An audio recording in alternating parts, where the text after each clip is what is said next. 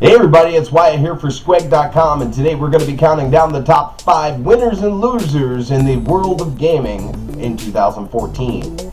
Starting with number 5 loser of 2014, the Counter-Strike pro player cheating scandal. What was going on there? We had pro players coming out of the woodworks getting caught cheating.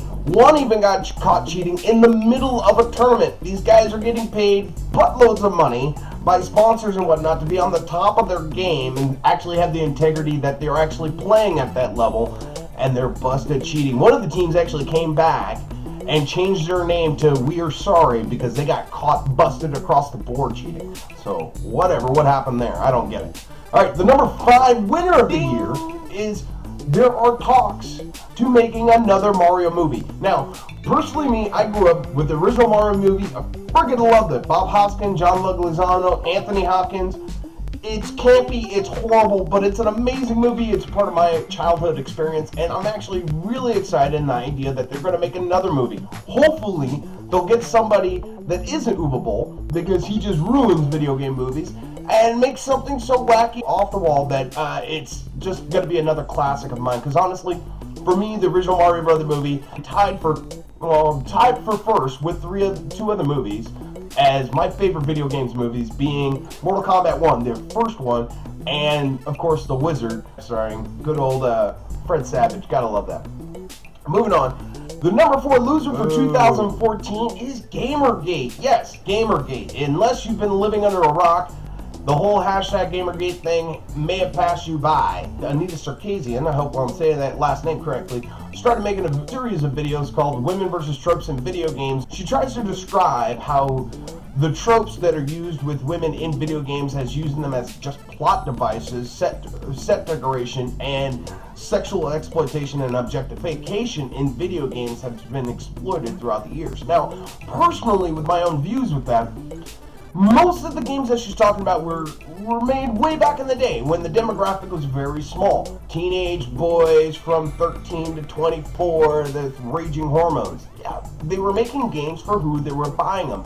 Nowadays, because the demographic is so diverse, when you have almost 50% of gamers are female, whether they're casual or core players, there's still that great diversity in the market that the games aren't pigeonholed like that anymore. A majority of the games don't come out with those problems anymore. You see a lot of more gender and racial diversification in games with your hero protagonists and antagonists in the game. And I honestly think a lot of her arguments really don't hold weight in the video game environment that we find ourselves in today. Are some of those tropes still used? Absolutely, because there is still that demographic and they're making video games for those people. On both sides of Gamergate, I think there was just a lot of blowing stuff up that didn't need to be blown up. But whatever, that drama is getting squashed now these days. You don't really even hear about it anymore. Okay.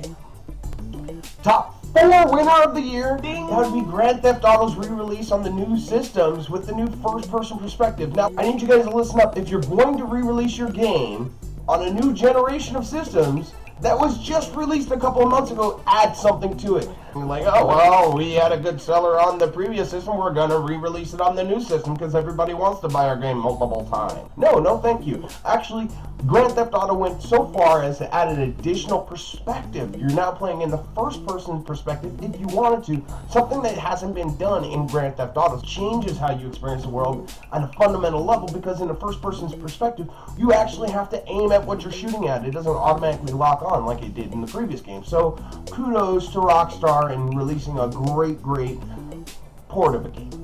Okay, the number 3 losing story of 2014 goes out to my Final Fantasy VII fans, because I was with you. I watched the Sony announcement when they were like, hey, guess what? We're going to put out Final Fantasy VII. Fans have been asking for it since the game was released. So over a decade of people saying, when you're going to re-release it? When you're going to re-release it? We had a couple of years where there was a lot of, oh, hey, guess what we're working on?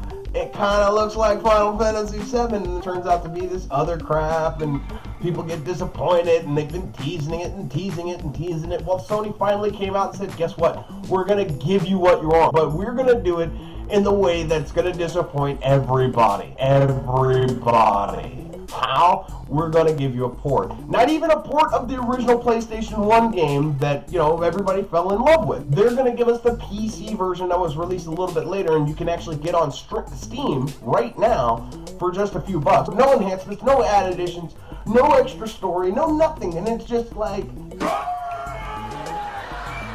what? As soon as they said Final Fantasy VII and it came up on the big board, it was crazy. It was pandemonium. People were ecstatic, and then they explained exactly what it was going to be, and people, you can just see the disappointment on their faces, like, hey, this is Christmas, I'm so happy, and damn it, I got a crap load of socks. Moving on, the number 3 winner of the year is the entire country of China. Why do I say the entire country of China? Because this year marks the first time in a very long time that China has opened up its borders to selling video game systems. In fact, Microsoft was the first one to jump into that market, and they hit the ground running, selling over 100,000 Xbox Ones in 1 week.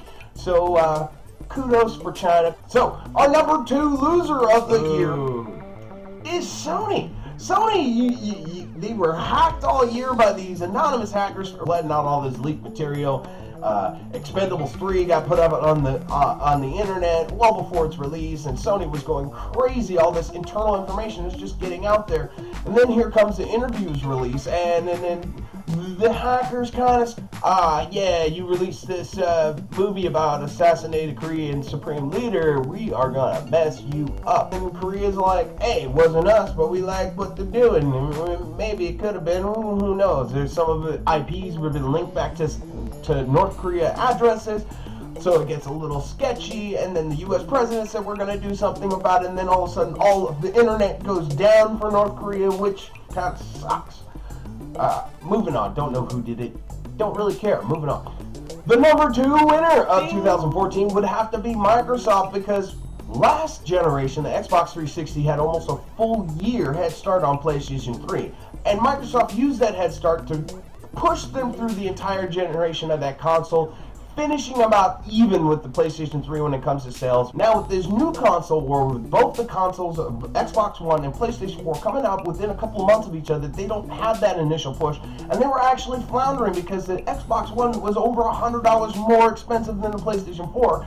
Thankfully, Microsoft got the good idea to take out the Kinect so that you didn't have to pay for it. Then at the 11th hour, Microsoft had the great idea to say, hey, you know what, let's take another $50 off of this machine. That'll stick it to them. Now guess what? The Xbox One at $350 actually outsold every other console. That's right.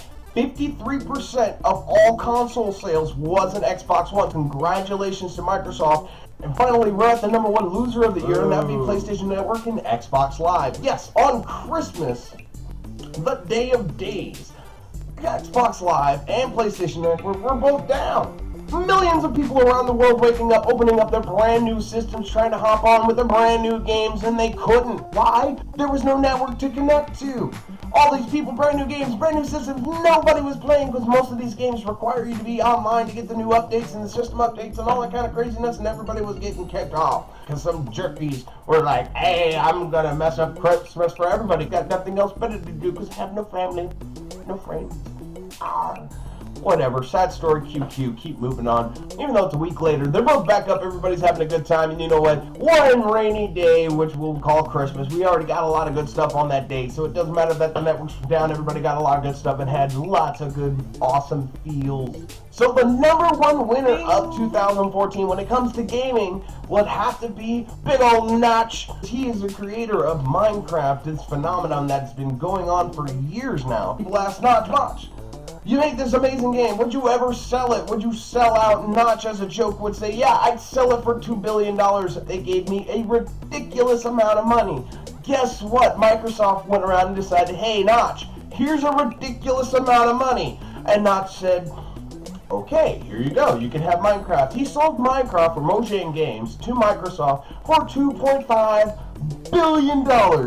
That's a 2.5 with a B and a crap load of zeros. I would do the exact same thing. If somebody offers you a ridiculous amount of money to sell out, you sell out. Just Because you know what that money buys you? Money buys you the opportunity to do whatever the hell you want for the rest of your life. And you know what? Haters gonna hate, players gonna play. That's all I gotta say about that. I hope everybody had a good time and enjoyed this video. Make sure you check out our Instagram account, which is going amazingly, hanging out with all the Skwegg peeps at the studios like me or Carl. Go and find out. You look at our Instagram account and go, hey, they do have lives. What do you know about that?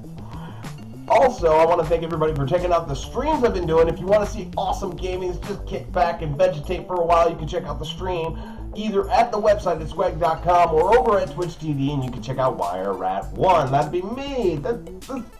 This guy, hey there, happy face. And lastly, before I go, I just want to say, if you have any of these, be sure to leave them down below in the comment section. I will do my best to read them all and possibly leave a little comment or respond to them in my next video, or you might even get your name right up in here. Sometimes people say things and I put it in there just because, why?